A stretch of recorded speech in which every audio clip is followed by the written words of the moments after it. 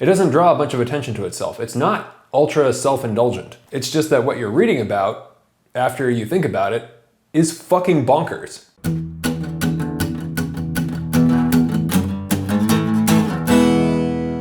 Better than food, man. Good morning, everyone. Welcome to Better Than Food. I'm your host, Clifford Lee Sargent. Great to see you as always. How you been? Let's talk about a book. Get that coffee.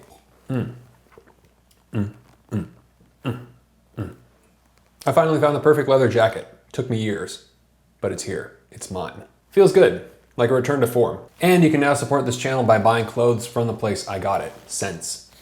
Unfortunately, they ran out of this one, which is a bell staff, but there's plenty of other awesome leather jackets available. So if you'd like to help out the show by buying some awesome clothes, I'd really appreciate it. You can find that link in the description box below. Thanks. Today is Christian Kracht's 2016 novel, The Dead, Die Toten. Okay, this will contain spoilers. So I was told about this book by a German friend. This story is a very bold combination of elements in the period it's set in, which is the early 30s. The description of the story I'm going to give you makes it sound more intense than the writing actually is. The writing and storytelling is actually kind of quiet and sleek. That's the interesting thing. It doesn't draw a bunch of attention to itself. It's not ultra self-indulgent. It's just that what you're reading about, after you think about it, is fucking bonkers. I mean, it's Nazis, Mishima, and Charlie Chaplin. It's a World War II story that takes place in Germany, Japan, and America, in Los Angeles.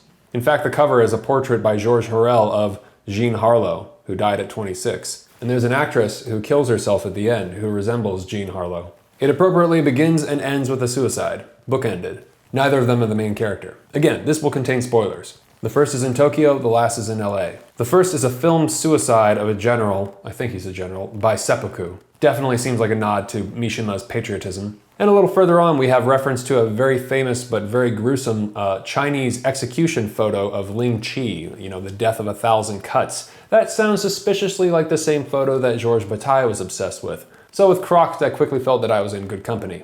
Christian Kracht is a Swiss novelist and journalist who lives in Los Angeles, but has lived in many cities all over the world. Buenos Aires, Florence, and Bangkok being a few of them. Very jealous. He's written for Der Spiegel, and interestingly enough, he did a piece, I think with another guy, on Aleister Crowley's place in Cefalù, the Thelema Abbey, right, where Crowley did his evil deeds or something. But, the piece is in German. I didn't read it. I've read that travel is a theme in his work, but The Dead is the first of his that I've read. I love authors who write about travel. I'm a big Paul Bowles fan. Kracht does not like Bob Dylan and is wary of knives. We have these two things in common. Nothing against Dylan. I've tried and tried and tried. I actually really like the song Lay Lady Lay, but I like the covers more than the original. Particularly this husky, strangely tropical sounding one by this German experimental band Malaria. You can really hear the suicide influence in that one, the band Suicide. This book actually reminded me of the beginning of 2666. And I haven't read that in forever, so I wasn't sure if I should say that because it's just been so long. I mean, it's been like a decade since I've read 2666. But the part where they're searching for the author, kind of reminded me of that. I love books where the protagonists are going on a journey that involves travel. And Kusamakura by Soseki was like that. And, guy goes up to the mountains to write some poetry and nothing really happens, but it's intensely beautiful and a gorgeous, gorgeous book, kind of a ghost story.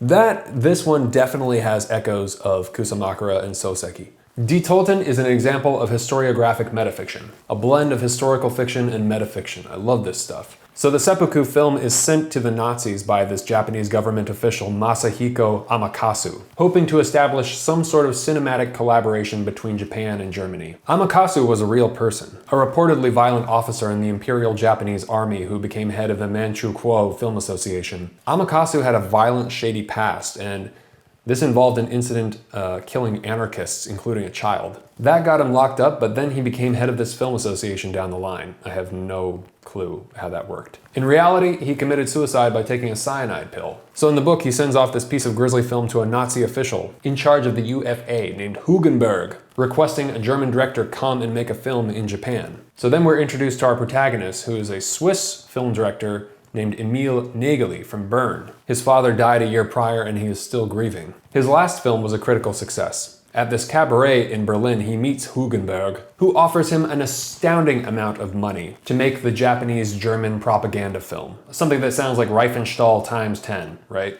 So he's sitting in a cabaret having a drink with this Nazi who's in charge of the film association and has these thug bodyguards with pistols. The globe must be overrun with German films, colonized with celluloid. After all, film is nothing but cellulose nitrate, gunpowder for the eyes. Cinema, Hugenberg says, lighting one of Putzi's cigars. Cinema is war by other means. Nägeli flummoxed. Everyone has gone insane. So the Nazi guy is offering Nägeli $200,000 to make this film that is supposed to prove like the dominance of Germany. And Nägeli is just astounded by this absurdity. So after riding in the back of a cab with Lottie Eisner, who's a Jewish film critic and was a big influence on Werner Herzog, and this anti-Semite taxi driver goes on a rant and then gets a very satisfying poke in the eyes, causing his cab to crash, Nägeli gets drunk back at the apartment with them, and they all come up with the idea that he should ask for more money and should make a film that will basically be one big sabotage to the Germans. So with Lottie Eisner's suggestion, he's basically going to fleece the Reich. He's going to ask for way more money and he's going to make a horror film, which is sort of like a metaphor to show the horror of Nazi Germany. It's a great premise for a book. So Ida, Nägeli's fiancée, is awaiting him in Japan, and he discovers having an affair with Amakasu. Things get even more interesting when you bring in Charlie Chaplin and the assassination attempt that took place on May 15th, 1932. Much of the story revolves around that particular incident. Having gone to school for film, I'm embarrassed I didn't know about it. In the book, Chaplin becomes very disenchanted with the Japanese afterwards, and forces Amakasu at gunpoint to jump off this cruise ship, getting drunk and holding a pistol to his stomach and basically saying, you can either try to swim to Hawaii, or I'll put a bullet in your gut. So, instead of a cyanide pill like in real life, in the book, that's how Amakasu meets his demise. By being pushed off of a cruise ship at gunpoint by Charlie Chaplin.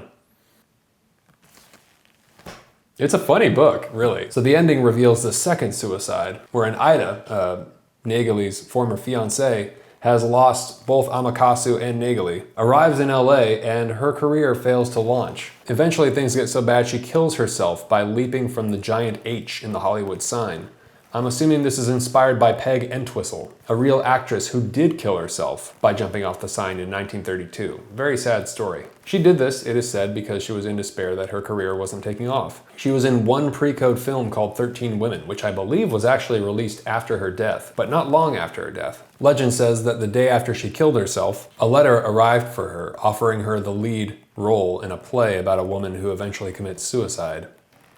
Mishima actually makes a cameo in the novel. He isn't named, but, you know, it seems pretty obvious. When the director is having something of a breakdown after discovering the affair in Japan, he kind of like goes off on this soul-searching journey, and he meets Mishima at a bar, and Mishima invites him back and gives him a massage and starts talking about sex and suicide while he's massaging Nägeli.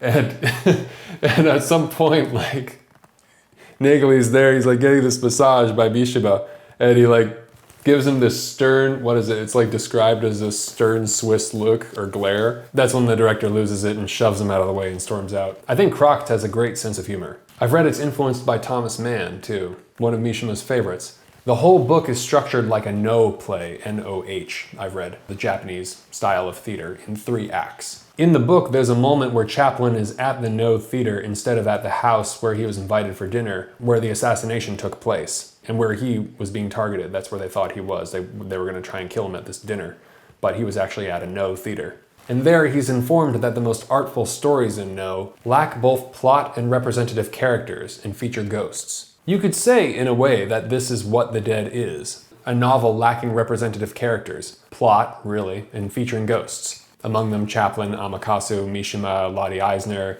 Fritz Lang, who's on a train, escaping to Paris in one scene. I mean, there's a plot. There is our main character, Nägeli, but it's kind of, I mean, only in as much as like Kusamakura, right? Because it's all open-ended and ambiguous. There's a review in the LA Review of Books that goes into this a little bit. I've linked in the description box below. I mean, you could certainly argue that Nägeli is the main character, but as far as what's truly driving him, I really can't determine. Which is why it seems realistic. There's no real resolution to the story, and it seems vague or open-ended, despite the dramatic end to Ida plunging to her death from the Hollywood sign. So you have all the elements of an LA noir story, combined with this German expressionistic darkness and Japanese culture. I don't know how Kracht pulls it off, but he does. I've never read anything like it, and I think it deserves a reread.